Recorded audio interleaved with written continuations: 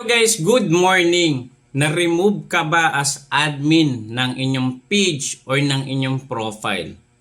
Very alarming po ito guys, no? Kung ito ang ma-receive nyo na notification sa inyong Facebook applications or sa email nyo, nako, mahirap po ito Bali, na-compromise po yung account nyo. So, paano nga ba na-compromise? Pag-uusapan natin at paano ito may iwasan. Okay. So, ngayon guys, mapapansin nyo dito, ito yung notification once na na-remove tayo as admin ng ating page at profile. Pero basically or usually, ito ay nare-receive ng mga page.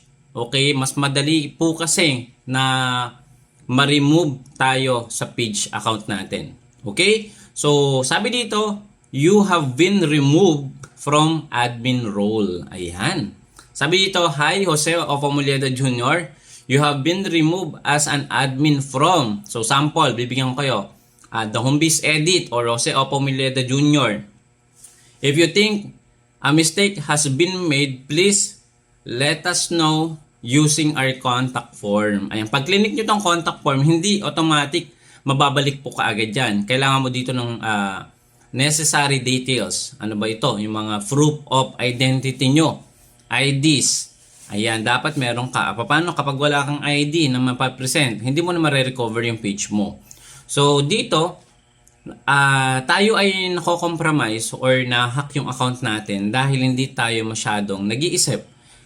Ura-urada, fill out lang tayo ng fill out, especially ng ating mga email number, contact number.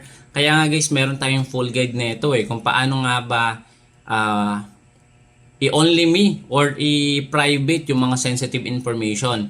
Lalong-lalo na guys, kung kayo ay nagpo-post sa inyong mga Facebook or even sa social media, kung sa tingin nyo yung mga email ninyo ay mga nakalink sa mga Facebook account nyo or bank account nyo, huwag nyo guys i-public.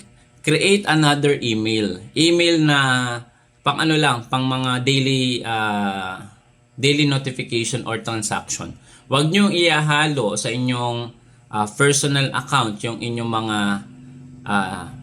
private email. Okay? So, pwede kasi tayo ma-hack dito kapag nakikita sa ating mga post, sa ating mga account information. Di ba meron tayong way para ma-public or para ma-only me yung ating mga phone number.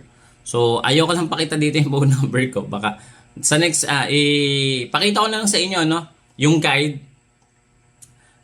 Paano nga ba tayo nako-compromise? So, ito yung pinaka-email na mare-receive nyo once na napalitan na yung admin role or na-remove ka na as admin. Ano nga ba yung worst nito? Pwedeng baguhin ng admin ang inyong payout details.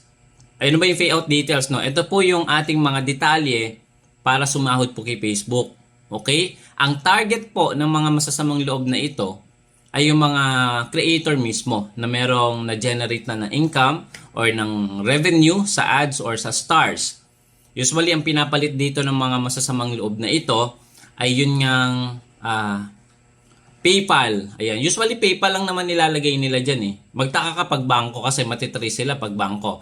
PayPal yung nilalagay nila. Nagkikreate sila ng dami account ng PayPal. Kaya nga sabi ko sa inyo guys, hindi ko sinasuggest yung PayPal. Kasi mabilis po ito ma-compromise at very secure ito. Lalo na kung mapapasukan ng mga incoming amount na galing sa different remittance or different account from PayPal. So, hinuhold po ng PayPal yan. Kaya hindi ko sinasuggest na PayPal yung gamitin mo. Pero ang advantage kasi ng PayPal, every 21st of the month, nagkikredit si Facebook dyan. 21st to 23rd, pasok na kagad sa PayPal mo. Unless na-verified yung PayPal mo at marami na ang previous transaction na legit. Okay? Pero kung bago pa lang yan tapos mayroong incoming na remittance na nasa 6 digit or mas malaking payout, nako, i-hold po yan. Baka ma-hold po ni Meta. Okay, so next naman, ito papakita ko sa inyo. Ayan, so ito ang ating payout setting. So makikita mo dito kung tama din ba ang inyong mga na-input na details. Ayan, meron tayo ditong country, syempre Philippines yan. Business type, maraming nagkakamali dito sa business type. Usually ang nilalagay nila business or non-profit. 'Di ba? So hindi nila muna chine-check kung ano nga ba yung dapat ilagay dito. Kapag po business type, ang palagi nyo pong ilalagay dyan, individual. Ayan. Okay? So, sa business phone number, wag na wag nyong isi-share yan sa social media. Wag na wag nyong ipopost yung inyong payout setting. Okay? So, marami ko nakikita, pinopost yung kanilang email, ang kanilang phone number. O, di ba? Pinapakita pa ito mismo, tinuturo pa. O, ito po yung email ko, ito po yung aking contact number. Ayan, di ba? Yung mga tutorial talaga, tinuro pati nila yung kanilang mga private information. So, yung birthday, wag nyo din ipapakita yan. Okay? Usually, dyan, yung mga password natin, alam nyo naman, mga birthday yan, di ba? So, address, yan, importante din to. Wag nyo ipapakita yan sa social media. Okay? At ito yung pinaka-importante. Ayan, susumin ko. Ayan, no? Payout account admin. Dapat kayo lang po yun nandito. O kung meron kayong page at meron kayong admin, dapat dalawa lang kayo. At kilala nyo yung isa't isa.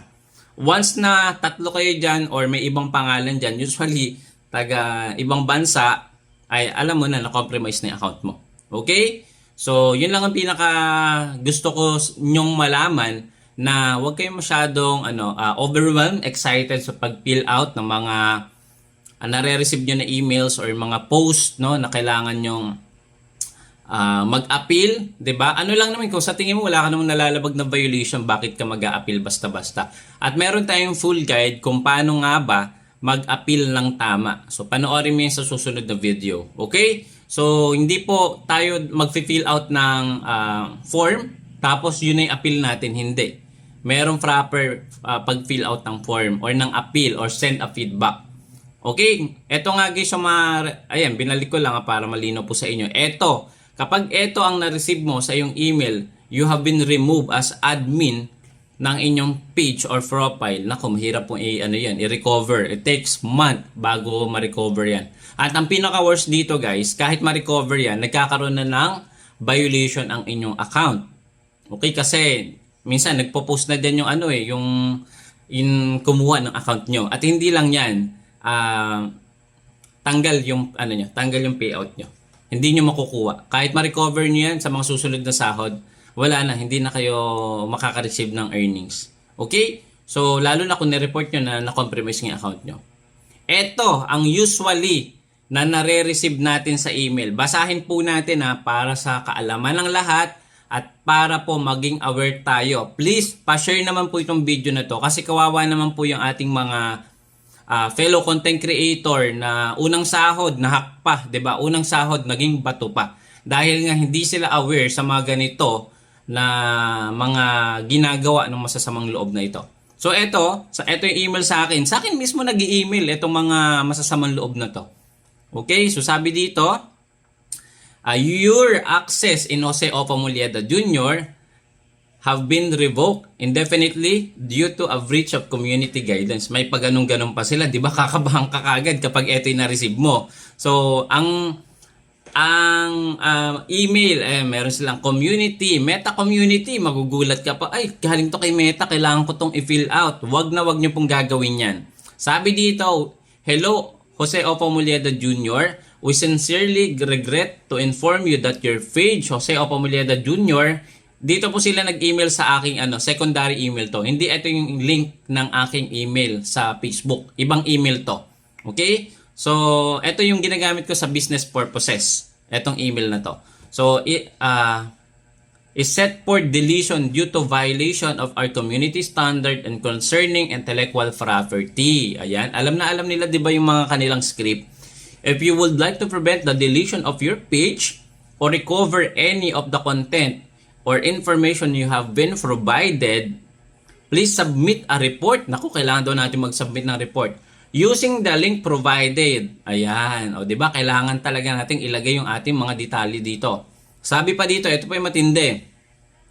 Failure to do so will result in a deletion of your page within 2 days. Diba? Kakabahan ka ngayon. Aligaga ka ngayon na mag-fill out ng inyong mga username sa Facebook and password. After July 10, sa sample, you will be unable to access your account or any of the content you have been added. O, di ba? Ang galing ng script nila. Ngayon, ito na yung pinaka-cons, Ayan, pag clinic mo yung link na yan, madadirect ka sa third-party website wherein mag-i-input ka na dyan ng inyong username ng Facebook, ng email, ng birthday, ayan, taas ng password. Ay, yari na. Ang mangyayari dyan, ganito. Once na na-input mo na yung mga detalye mo dyan, abang ka lang ng ilang oras, ayan, ito na yung marireceive mo. Okay? Guys, maging vigilant po tayo. Huwag po tayong ura-urada mag-fill out ng mga ganito. Okay, kung sa tingin mo, worth it ito na awareness sa ibang creator, please pa-share and please don't forget to subscribe to my YouTube channel. It's free. 80 to 90% po ng nanonood sa atin ay hindi na pa nakasubscribe. I-check mo kung nakapag-subscribe ka na para mano-notify ka kapag may mga bago tayong update. Libre lang po ang mag-subscribe at i-click mo na din po yung notification bell para ma-notify ka every time na nga po na meron tayong bagong video. Okay, so thank you so much. Please i-share mo naman to sa inyong mga kaibigan na mga content creator or influencer. See you again next time. Bye-bye!